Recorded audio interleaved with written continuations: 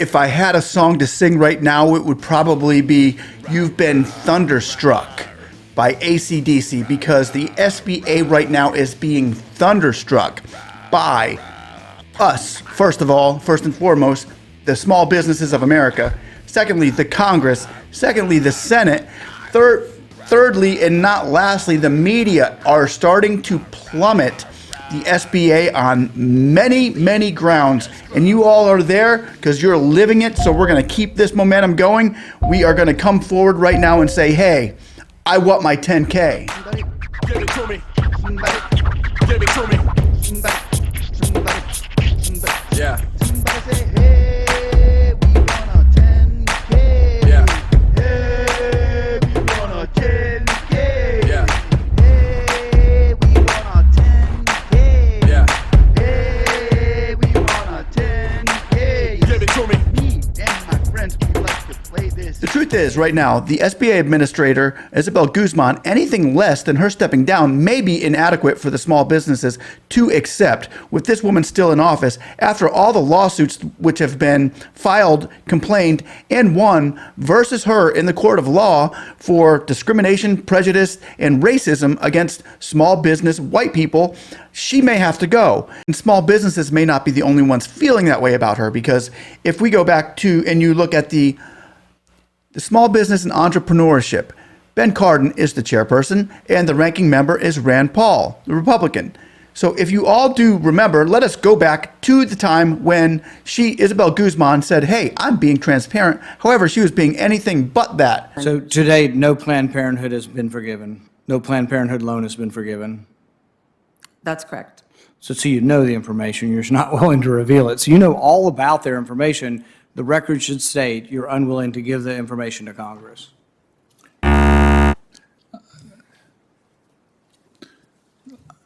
I will certainly support Senator Paul's requests for reasonable information for oversight. I think that's important for the ranking member and any member of this committee to get us information for oversight. And remember this face, Ben Cardin. We're going to get back to you later, buddy. Before we get too far, let's not forget about this lady here in purple, Janet Yellen, United States Secretary of the Treasury, who didn't even make it to the SBA Small Business Committee hearing for us, which was a violation of the law. So the small businesses out there wondering, should I be concerned right now about the SBA and who's in charge of the Treasury and what's going on as far as the Small Business Administration is concerned? The answer is yes. You should be very, very concerned how things are working right now in the SBA for all small businesses, because we are seeing something that we have never, ever seen before.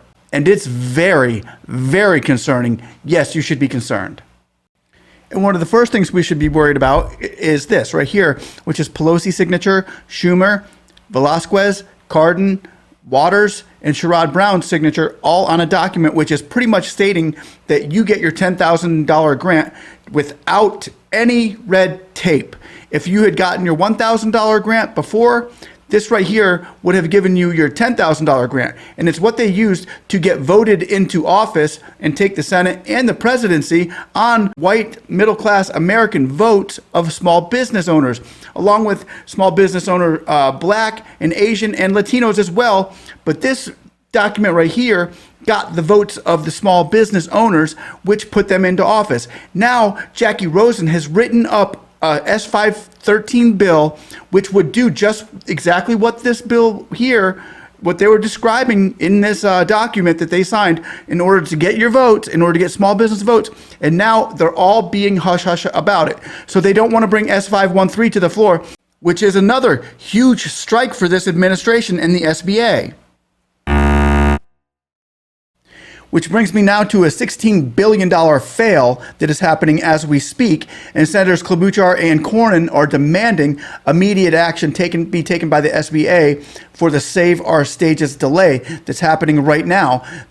What happened is 6 months ago, Congress has passed a $16 billion Save Our Stages Act into law.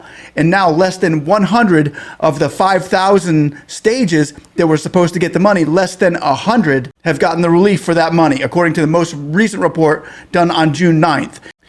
Which brings me to the signatures that are on this thing. Nearly 60 signatures, maybe up to 60 signatures are signed by senators and congressmen on this particular demand to the SBA to get this money out. But you know whose signature is not on that? The person whose signature should be right up top. The person who should have brought this to the forefront. The person whose signature is also, I know he knows how to sign it because it was on that act that we just saw that Schumer and Pelosi had also signed. That's Ben Cardin. Ben Cardin's signature is not on this script, which really should be kind of concerning, which gives him a big...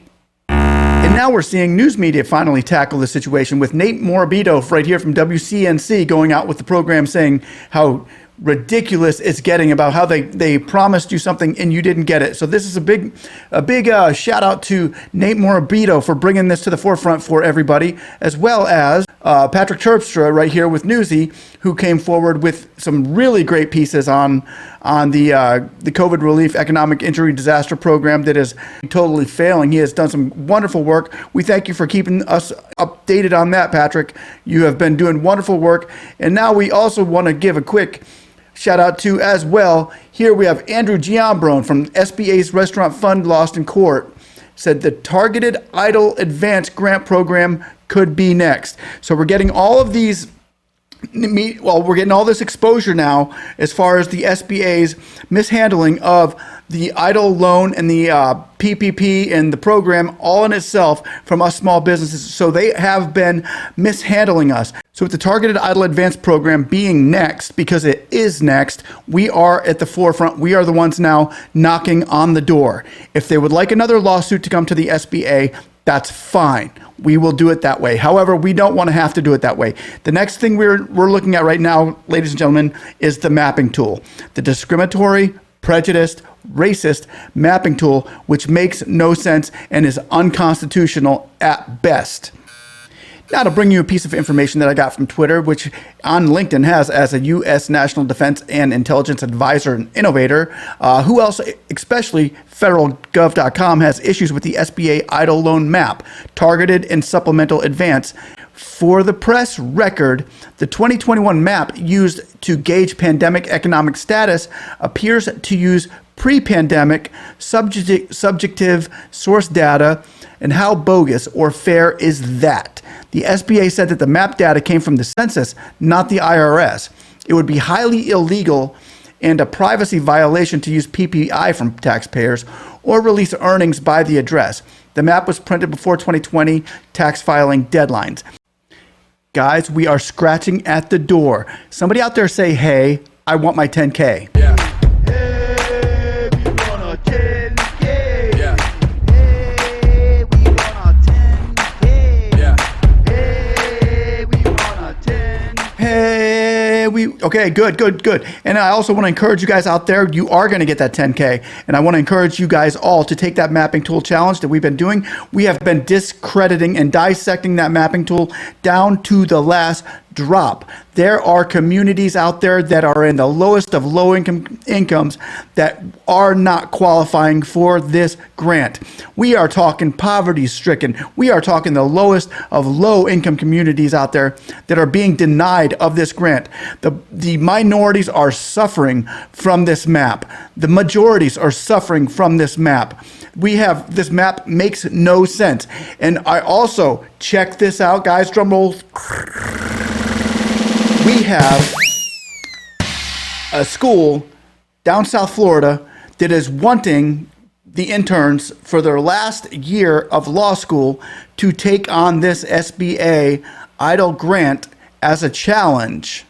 Yes, that's right. A school of college students taking on this EIDL grants policy map as a challenge. Is it constitutional or racist or prejudice, or is it discrimination, or what is it? But they are going to take they are looking at it to take it. They're asking their attorney right now if they can use this and go and dissect the EIDL grant and the SBA's tactics and what they're using with the SBA as far as tools to pay out the small businesses on the EIDL grants and the EIDL loans and the venues and all of the restaurant revitalization. This SBA will be dissected by interns on their last year of college and it will be gone in and gone under. They're asking right now, the professors and their attorneys.